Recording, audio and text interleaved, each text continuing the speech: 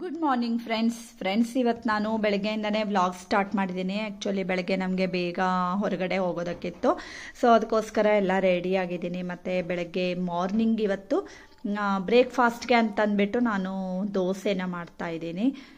ಮತ್ತು ಅಕ್ಕ ಮತ್ತು ಅಕ್ಕನ ಮಗಳು ಎಲ್ಲ ನಮ್ಮ ಮನೆಗೆ ಬಂದಿದ್ದಾರೆ. ಸೊ ಬೆಳಗ್ಗೆ ಈಗ ಬೇಗ ನಾವು ಬ್ರೇಕ್ಫಾಸ್ಟ್ ಎಲ್ಲ ಮಾಡಿಬಿಟ್ಟು ಹೊರಗೆ ಹೋಗ್ತಾ ಇದ್ದೀವಿ.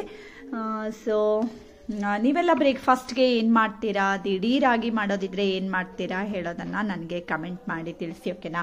ಹಾಗೆ ಮತ್ತೆ ನೋಡಿ, ನಾನು ಬೆಳಗ್ಗೆ ಬಂದಿರುವಂಥ ಹಸು ಹಾಲನ್ನು ಈಗ ಕಾಯೋದಕ್ಕೆ ಅಂತ ಇಟ್ಕೊಂಡಿದ್ದೀನಿ. ಸೊ ಈ ಕಡೆ ದೋಸೆ ಆಗುವಾಗಲೇ ಉಳಿದಿರೋ ಗ್ಯಾಸ್ನಲ್ಲಿ ಹಾಲು ಕೂಡ ಕಾದೋಗ್ಬಿಡತ್ತೆ ಅಲ್ವಾ, ಆ ರೀತಿ ಹೇಳ್ಕೊಂಡು.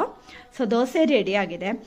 ಮತ್ತು ಇವತ್ತು ನಮ್ಮ ಅತ್ತೆಯವರು ಹಸಿ ಮಾವಿನಕಾಯಿಂದ ದಿಢೀರಾಗಿ ಉಪ್ಪಿನಕಾಯಿನ ಮಾಡ್ತಾರೆ ಅಲ್ವಾ, ಅದನ್ನು ಮಾಡ್ತಾ ಇದ್ದಾರೆ. ಸೊ ಈ ರೀತಿ ನಾವು ರೆಡಿ ಮಾಡಿ ಇಟ್ಕೊಂಡ್ರೆ 1 ವಾರದವರೆಗೆ ನಾವು ಮಾಡ್ಕೊಳ್ಬೋದು.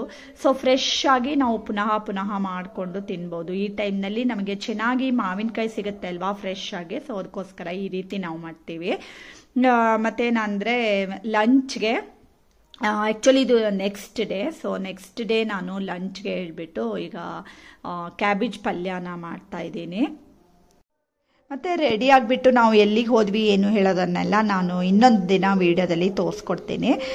ಮತ್ತು ಪೂರಿ ಕೂಡ ಮಾಡಿದ್ದೆ ನೋಡಿ ಫ್ರೆಂಡ್ಸ್, ಪೂರಿ ಮತ್ತು ರಸಾಯನ ಮಾಡಿದ್ದೆ. ಈಗ ಮಾವಿನ ಹಣ್ಣಿನ ಸೀಸನ್ ಅಲ್ವಾ, ಸೊ ಎಲ್ಲ ಕಡೆಗೆ ನಮಗೆ ಮಾವಿನಕಾಯಿ ಸಿಗ್ತಾ ಇರುತ್ತೆ. ಸೊ ಅದಕ್ಕೋಸ್ಕರ ಮಾವಿನ ಹಣ್ಣಿನ ಸೀಸನ್ ಮುಗಿಯೋ ತನಕನೂ ಇನ್ನು ಪೂರಿ, ರಸಾಯನ ಮತ್ತು ಬಾಜಿನ ನಾವು ಮಾಡ್ತಾ ಇರ್ತೀವಿ. ಮತ್ತು ನೀವೆಲ್ಲ ಮಾವಿನ ಹಣ್ಣಿನ ಸೀಕಣ್ಣಿನ ಹೇಗೆ ಮಾಡ್ತೀರಿ ಹೇಳೋದನ್ನು ಕಮೆಂಟ್ ಮಾಡಿ ತಿಳಿಸಿ ಫ್ರೆಂಡ್ಸ್. ನೋಡಿ ಪೂರಿ ಕೂಡ ಇಷ್ಟು ಚೆನ್ನಾಗಿ ಬಂದಿದೆ, ಗೋಲ್ಡನ್ ಕಲರ್ ಆಗಿ. ಈಗಾಗಲೇ ಪೂರಿ ರೆಸಿಪಿ ಕೂಡ ನಾನು ಆಲ್ರೆಡಿ ಪೋಸ್ಟ್ ಮಾಡಿದ್ದೀನಿ, ಮತ್ತು ರಸಾಯನ ಕೂಡ ಪೋಸ್ಟ್ ಮಾಡಿದ್ದೀನಿ. ಮತ್ತು ಈಗ ನೋಡಿ, ಸೃಜನ್ ಮತ್ತು ಶರದಿ ಇಬ್ಬರು ಸೇರಿಕೊಂಡು ಡ್ರಾಯಿಂಗನ್ನು ಮಾಡ್ತಾ ಇದ್ದಾರೆ. ಸೊ ಪೇಂಟಿಂಗ್ ಎಲ್ಲ ಮಾಡ್ತಾ ಕೂತ್ಕೋತಾರೆ ಅವರು. ಒಂದಿಷ್ಟು ಹೊತ್ತು ಕ್ರಿಕೆಟ್ ಆಡೋದಕ್ಕೆ ಅಂತ ಹೋಗ್ತಾರೆ, ಆಮೇಲೆ ಪೇಂಟಿಂಗ್ ಮಾಡ್ತಾ ಕೂತ್ಕೋತಾರೆ. ಸೊ ಈಗ ಅವರಿಗೆ ಹಾಲಿಡೇಸ್ ಬೇರೆ ಅಲ್ವಾ, ಸೊ ಅದಕ್ಕೋಸ್ಕರ ಏನಾದರೂ ಟೈಮ್ ಪಾಸ್ ಆಗಬೇಕಲ್ವಾ. ಸೊ ಇಲ್ಲಾಂದರೆ ಕಿಚನ್ಗೆ ಬಂದುಬಿಡ್ತಾರೆ, ನಾನು ಹೆಲ್ಪ್ ಮಾಡ್ತೀನಿ ಹೇಳ್ಕೊಂಡು. ಸೊ ಅದಕ್ಕಿಂತ ಅವ್ರು ಈ ರೀತಿ ಇಲ್ಲಿ ಮಾಡ್ಕೊಂಡು ಕೂತ್ಕೊಂಡ್ರೆ ಬೆಸ್ಟ್ ಅಲ್ವಾ. ಒಂದಿಷ್ಟು ಕಲರ್ಸ್ ಎಲ್ಲ ತಂದು ಕೊಟ್ಬಿಟ್ರೆ ಈ ರೀತಿ ಕಲರ್ ಎಲ್ಲ ಮಾಡ್ತಾ ಕೂತ್ಕೋತಾರೆ. ಹಾಗೆ ಸಾಯಂಕಾಲ ನಾನು ಅಕ್ಕ ಮತ್ತು ಮಕ್ಕಳು ಎಲ್ಲ ಇದ್ರಲ್ವಾ, ಸೊ ಅದಕ್ಕೋಸ್ಕರ ಸ್ಯಾಂಡ್ವಿಚ್ ಮಾಡ್ತಾ ಇದ್ದೀನಿ. ಬ್ರೆಡ್ ಸ್ಯಾಂಡ್ವಿಚ್ ಮಾಡಿದ್ದೆ. ಈಗಾಗಲೇ ನಾನು ಸುಮಾರಷ್ಟು ರೀತಿ ಸ್ಯಾಂಡ್ವಿಚ್ ಕೂಡ ನನ್ನ ಚಾನಲ್ನಲ್ಲಿ ಪೋಸ್ಟ್ ಮಾಡಿದ್ದೀನಿ. ಡಿಸ್ಕ್ರಿಪ್ಷನ್ನಲ್ಲಿ ಆ ಲಿಂಕನ್ನೆಲ್ಲ ಹಾಕಿರ್ತೀನಿ, ಬೇಕಿದ್ರೆ ಇಲ್ಲಿ ಚೆಕ್ ಮಾಡ್ಕೊಳ್ಬೋದು. ಹಾಗೆ ನೋಡಿ, ಎಲ್ಲ ಅದರ ಮಿಕ್ಸಿಂಗ್ ಎಲ್ಲ ಏನೇನು ಬೇಕು ಎಲ್ಲ ರೆಡಿ ಮಾಡಿ ಇಟ್ಕೊಂಡಿದ್ದೀನಿ. ಮತ್ತು ಸ್ಯಾಂಡ್ವಿಚ್ ಮೇಕರ್ನಲ್ಲಿ ಈ ರೀತಿ ನೋಡಿ ಬ್ರೆಡ್ಡನ್ನು ಇಟ್ಬಿಟ್ಟು ಅದಕ್ಕೆ ಒಂದು ಸ್ವಲ್ಪ ತುಪ್ಪನ ಹಾಕ್ಕೊಳ್ತಾ ಇದ್ದೀನಿ. ಮಕ್ಕಳಲ್ವಾ ತಿನ್ನೋದು, ಸೊ ಅದಕ್ಕೋಸ್ಕರ ತುಪ್ಪ ಎಲ್ಲ ಹಾಕ್ಕೊಂಡ್ರೆ ತುಪ್ಪ ಹೆಲ್ತ್ ಕೂಡ ತುಂಬ ಒಳ್ಳೆಯದು. ಹಾಗೆ ಎಲ್ಲ ತರಕಾರಿ ಎಲ್ಲ ಹೆಚ್ಚಿಬಿಟ್ಟು ಮಿಕ್ಸ್ ಮಾಡಿ ರೆಡಿ ಮಾಡಿ ಇಟ್ಕೊಂಡಿದ್ದೀನಿ. ಹಾಗೆ ಮೇಲ್ಗಡೆಯಿಂದ ಒಂದು ಸ್ವಲ್ಪ ಚೀಸನ್ನು ಈ ರೀತಿ ತುರಿದ್ಬಿಟ್ಟು ಸೇರಿಸ್ಕೊಳ್ತಾ ಇದ್ದೀನಿ. ಬೇಕಿದ್ರೆ ನೀವು ವೆಜಿಟೇಬಲ್ ಮಿಕ್ಸ್ ರೆಡಿ ಮಾಡಿದ್ದೀರಿ ಅಲ್ವಾ, ಅದಕ್ಕೆ ಮಯೋನೀಸ್ ಹಾಕ್ಕೊಂಡ್ರೆ ಕೂಡ ತುಂಬಾ ಚೆನ್ನಾಗಿರುತ್ತೆ, ಬಟ್ ಅವತ್ತು ಇರಲಿಲ್ಲ. ಹಾಗೆ ಮೇಲ್ಗಡೆಯಿಂದ ಒಂದು ಸ್ವಲ್ಪ ಮಿಕ್ಸ್ಡ್ ಹರ್ಬ್ಸ್ ಮತ್ತು ಚಿಲ್ಲಿ ಫ್ಲೇಕ್ಸನ್ನು ಹಾಕ್ಕೊಳ್ತಾ ಇದ್ದೀನಿ.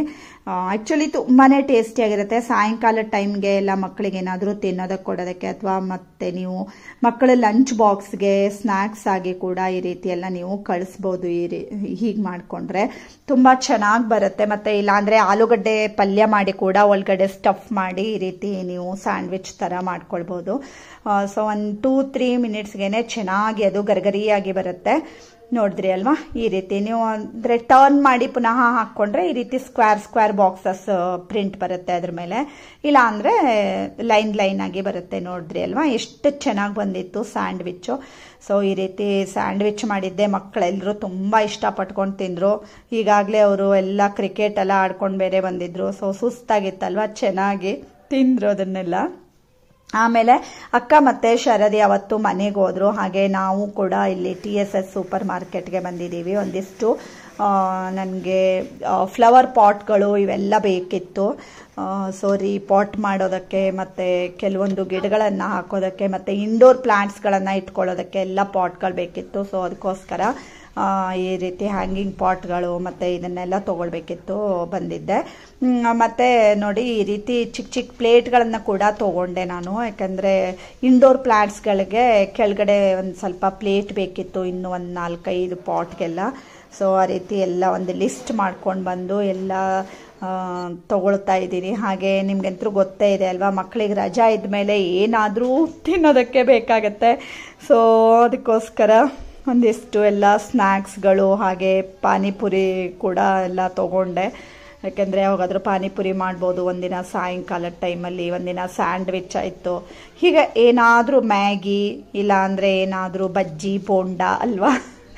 ಸೊ ಈ ರೀತಿ ಎಲ್ಲ ನೋಡಿ ತೊಗೊಂಡಿದ್ದೀನಿ, ಒಂದು ಬಾಸ್ಕೆಟ್ ಫುಲ್ಲು ಶಾಪಿಂಗ್ ಎಲ್ಲ ಮಾಡಿಬಿಟ್ಟು ಈಗ ನಾವು ಇಲ್ಲಿಂದ ಹೊರಡ್ತಾ ಇದ್ದೀವಿ.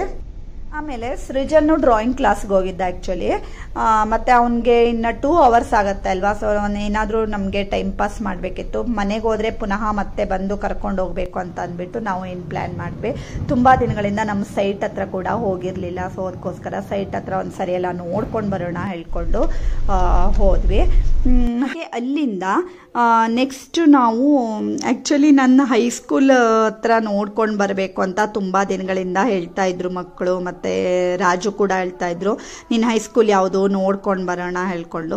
ಯಾವಾಗಲೂ ಏನಾದರೂ ಆಗಿ ಪೋಸ್ಟ್ಪೋನ್ ಆಗ್ತಾನೆ ಇತ್ತು. ಆ್ಯಕ್ಚುಲಿ ನಾನು ನೀರ್ನಳ್ಳಿ ಹೈಸ್ಕೂಲ್ನಲ್ಲಿ ಓದಿದ್ದೆ, ಸಿರ್ಸಿಯಲ್ಲಿರುವಂಥದ್ದು, ಸಿರ್ಸಿಯಿಂದ ಹಳ್ಳಿಯಲ್ಲಿ ಇರುವಂಥದ್ದು ಮಾಧ್ಯಮಿಕ ಶಿಕ್ಷಣಾಲಯ ನೀರ್ನಳ್ಳಿ. ನೀರ್ನಳ್ಳಿ ಅಂದ ತಕ್ಷಣ ನಿಮಗೆ ಏನು ನೆನಪಿಗೆ ಬಂತು ಕಮೆಂಟ್ ಮಾಡ್ತೀರಾ? ಹೇಳ್ತೀನಿ.